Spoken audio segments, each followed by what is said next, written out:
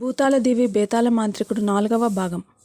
ఏం జరుగుతోందో అర్థం కాని మిగిలిన ప్రజలు ఆశ్చర్యంతోనూ భయంతోనూ జరుగుతున్నదంతా చూడసాగారు.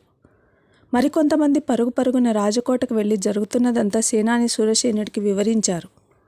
అదంతా విని ఆశ్చర్యపోయిన శూరసేనుడు కొంతమంది భటులను జరుగుతున్నదేమిటో తెలుసుకొని రమ్మని పంపాడు. శూరసేనుడు పంపిన భటులు బయటకు వచ్చారు.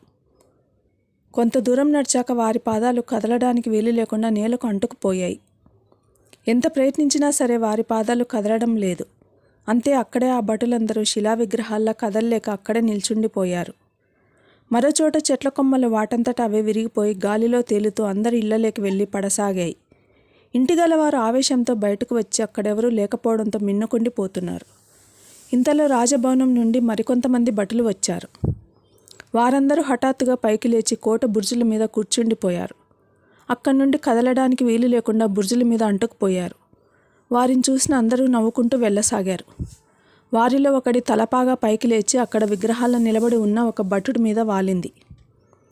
అసలు ఏం జరుగుతుందో అర్థం కాని అయోమయ పరిస్థితి నెలకొనింది అక్కడ. జరుగుతున్నదంతా తెలుసుకున్న సేనాని శూరసేనుడు మరికొంతమంది భటులను వెంటబెట్టుకుని గుర్రం మీద వచ్చాడు. భటులందరూ అక్కడ జరుగుతున్నదంతా చోద్యంగా చూస్తున్నారు. ఏం జరుగుతుందో తెలుసుకోవాలని అనుకుంటూ శూరసేనుడు గుర్రం దిగాలని ప్రయత్నించాడు. కానీ గుర్రం దిగడానికి రాలేదు. ఎంత ప్రయత్నించినా గుర్రం దిగలేక అలాగే గుర్రం మీదనే ఉండిపోయాడు శూరసేనుడు. అంతలో అక్కడికి కొంతమంది నీటి కడవలను తల మీద పెట్టుకొని వచ్చారు. ఇంతలో ఒక ఆవిడ తల మీద కడవ మెల్లిగా పైకి లేచి పక్కనే నడుస్తున్న మరో ఆవిడ తలను గట్టిగా బాదింది. లబోదిబోమంటూ ఆవిడ పక్కనే ఉన్న ఆవిడతో గొడవకు దిగింది. ఆవిడ నాకేం తెలియదంటూ చెప్తున్నా వినకుండా వాదిస్తూ ఉంటే గొడవకు కారణమైన నీటి కడవలు మాత్రం గాలిలో నిలబడి వినోదం చూస్తున్నాయి. ఇంకా ఎలాంటి వింత విచిత్రమైన సంఘటనలు జరుగుతాయో అనుకుంటూ అందరూ అక్కడి నుండి వెళ్ళిపోతున్నారు.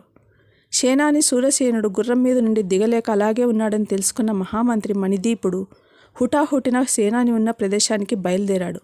అల్లంత దూరాన గుర్రం మీద అలాగే ఉండిపోయిన శూరసేనుడిని పిలుస్తూ అడుగు ముందుకు వేయబోయాడు. కానీ మంత్రి మణిదీపుడు అడుగులు ముందుకు పడలేదు. నేలకు అలాగే అంటుకొని పోయాయి. అది చూసిన కొంతమంది తాము అలాగే కదలకుండా అంటుకుపోతామేమని భయపడుతూ పరుగున రాజభవనంలోకి బయలుదేరారు. రాజభవనంలోకి వెళ్ళిన అందరిలోనూ కొంతమంది కదలడానికి వీలు లేకుండా నేలకు అంటుకుపోతున్నారు. మరికొంతమంది అడుగు ముందుకు వేయబోయి అడుగు ముందుకు పడలేక వెనక్కి తీసుకోలేక అవస్థ పడుతున్నారు. అదంతా చోద్యంగా చూస్తున్న మిగిలిన వారు పగలబడి నవ్వడం మొదలుపెట్టారు. కానీ ఆ నవ్వుతున్న వారి నోరు మూత పడకుండా అలాగే ఉండిపోయింది. ఇలాంటి గందరగోళ పరిస్థితులలో రాజభవనంలోకి దూసుకెళ్లిన ఒక పౌరుడు జరిగినదంతా మహారాజుకు వివరించసాగాడు.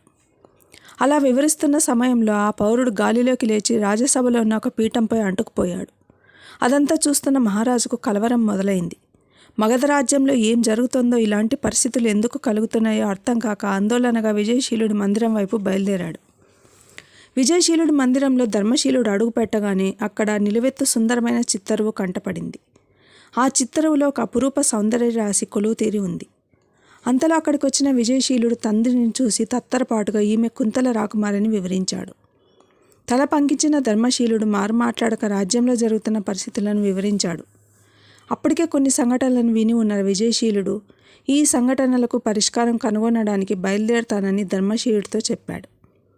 సరేనని ధర్మశీలుడు అక్కడి నుండి సభకు వెళ్ళడానికి ఉద్యుక్తుడవుతూ ఆసనం నుండి లేవబోయాడు. కానీ అప్పటికే ఆసనానికి ధర్మశీలుడు అంటుకొని పోయాడు. లేవడానికి చేసిన ప్రయత్నం ఫలించక ఆసనంలో అలాగే ఉండిపోయాడు. అది చూసిన ఆ విజయశీలుడికి ఆందోళన, ఆశ్చర్యం ఏకకాలంలో కలిగాయి.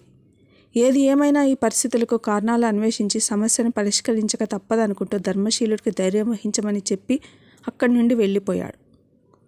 తన గురువైన కులదీప మహర్షి మాత్రమే ఈ సమస్యకు పరిష్కారం చూపగలరని అనుకుంటూ అక్కడి నుండి తన గుర్రం కోసం వెళ్తున్నాడు విజయశీలుడు. వెళ్తున్న అతడికి కనిపిస్తున్న దృశ్యాలు నిశ్చేష్టుడిని చేశాయి. ఎక్కడ చూసినా ఏదో ఒక భంగిమలో ఉన్న రాజస్థాన ఉద్యోగులు, భటులు, పరచారికలు, దాసీలు ఆ భంగిమ నుండి కదిలేలోపు మరొక భంగిమలో ఉండిపోతున్నారు. వారందరిని చూస్తూ బయటకు వచ్చిన విజయశీలుడికి గుర్రం మీద అలాగే ఉండిపోయిన సేనాని శూరసేనుడు, కదలకుండా విగ్రహంలో నిలబడిపోయిన మహామంత్రి మణిదీపుడు కనిపించారు. విజయశీలుడు వారి వద్దకు వెళ్ళి పలకరించాడు. కానీ వారికి మాట పెగలడం లేదు. తక్షణమే ఈ సమస్యకు పరిష్కార మార్గం తెలుసుకోవాలని కులదీప మహర్షి ఆశ్రమం వైపు గుర్రాన్ని ముందుకు దూకించాడు విజయశీలుడు. కులదీప మహర్షి ఆశ్రమానికి చేరుకున్న విజయశీలుడిని చూసి అంజన సాదరంగా ఆహ్వానించింది.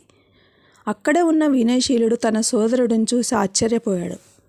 కులదీప మహర్షికి నమస్కరించిన విజయశీలుడు తమ రాజ్యంలో జరుగుతున్న అన్ని సంఘటనలను వివరించాడు. అంతా విన్న కులదీప మహర్షి విజయశీలుడిని వేచి ఉండమని చెప్పాడు. ధ్యానంలో మునిగిపోయాడు. వినయశీలుడు విజయశీలుడితో, సోదరా, నేను మన రాజ్యానికి వస్తాను, అక్కడ జరిగే సంఘటనల అంతు చూస్తానని అన్నాడు. ఆ మాటలకు విజయశీలుడు, వలదు సోదరా, మన గురుదేవులు ధ్యానం నుండి బయటకు వచ్చాక ఏం చెప్తారో చూశాక నిర్ణయించుకుందామని చెప్పాడు. అంతలో ధ్యానం నుండి బయటకు వచ్చిన కులదీప మహర్షి విజయశీలుడితో ఇలా చెప్పడం ప్రారంభించాడు.